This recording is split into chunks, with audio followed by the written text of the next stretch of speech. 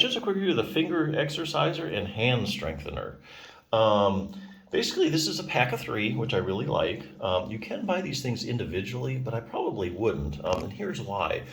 In order to get muscles stronger, and in this case, you're strengthening the muscles that make your fingers spread out, which is extension, because this is flexion and this is extension. So this one mainly works. You stick your fingers in there and you spread them out. So that's finger extension. So you're working your finger extensors. That's really the main muscle. Now, it's true you could actually put your finger in there and pull it there to do some flexion and stuff, and you could get your thumb involved too. So that's another way you can use these. But mainly, this is for extension.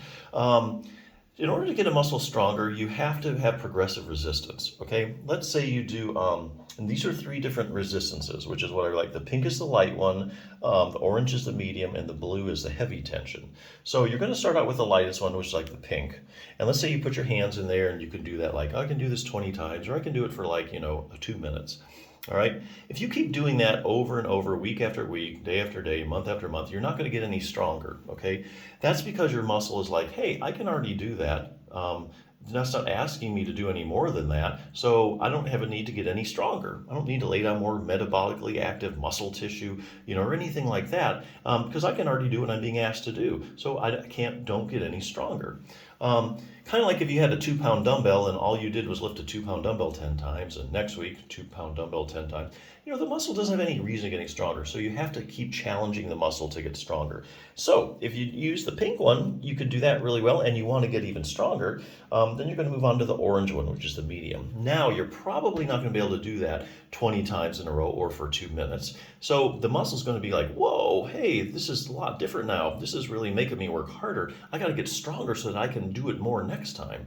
And that's kind of how that works. And then when you do this one, then you move on to the blue one. So here again, these sets of three I really like. You can buy these individually, I think, but really you want to buy the set of three so you have that progressive resistance. You can keep getting stronger and stronger.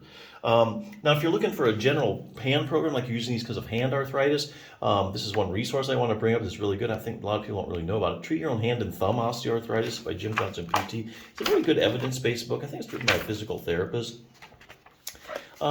Just a few of the exercises I'll show you. Getting rid of that stiffness. If you have hand arthritis, or if you just even have like a lot of sore hands that are just stiff, and you go see a professional like a physical therapist or a hand specialist, occupational therapist, probably going to have you do like range of motion exercises. Now, why are these so important? Why do they always do these?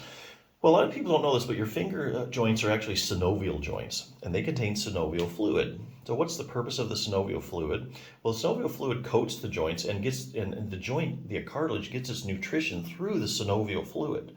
Okay, so if you have you can't move your fingers really well because they're stiff and they hurt to move them, you're not going to move them through the full range of motion. So that synovial fluid in the joint isn't going to get spread around as much as it should, and it's not going to reach all those areas of the cartilage like it should.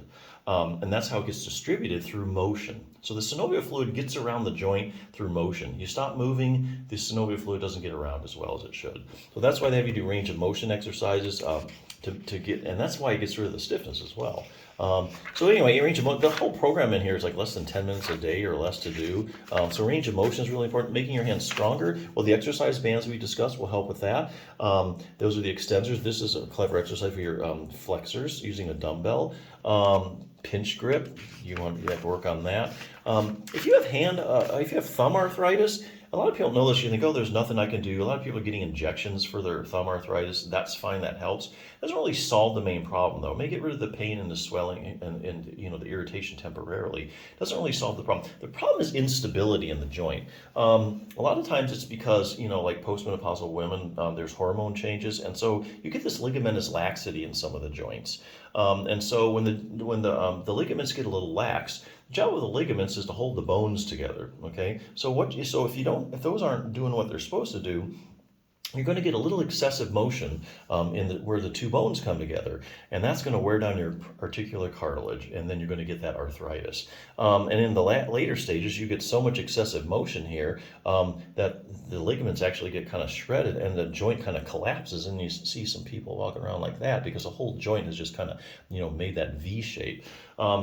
What can you do about that? Well, one thing you can do, there are surgery if you want to go there, but basically I think you can help avoid a lot of that by strengthening the muscles that support the joint. And there are two of them. One of them is like, for instance, the abductor pollicis longus. This muscle you see goes right to the base of the joint. Use the progressive resistance principles and strengthen that muscle, and you'll have a lot stronger joint and help prevent some of that stuff. There's actually a lot you can do if you know what to do. But anyway, yeah, if you want to get started, these are kind of fun to use. A lot of times that gets people interested in exercise when they have a fun toy or something to use to help strengthen. I think this is a great set, so check it out.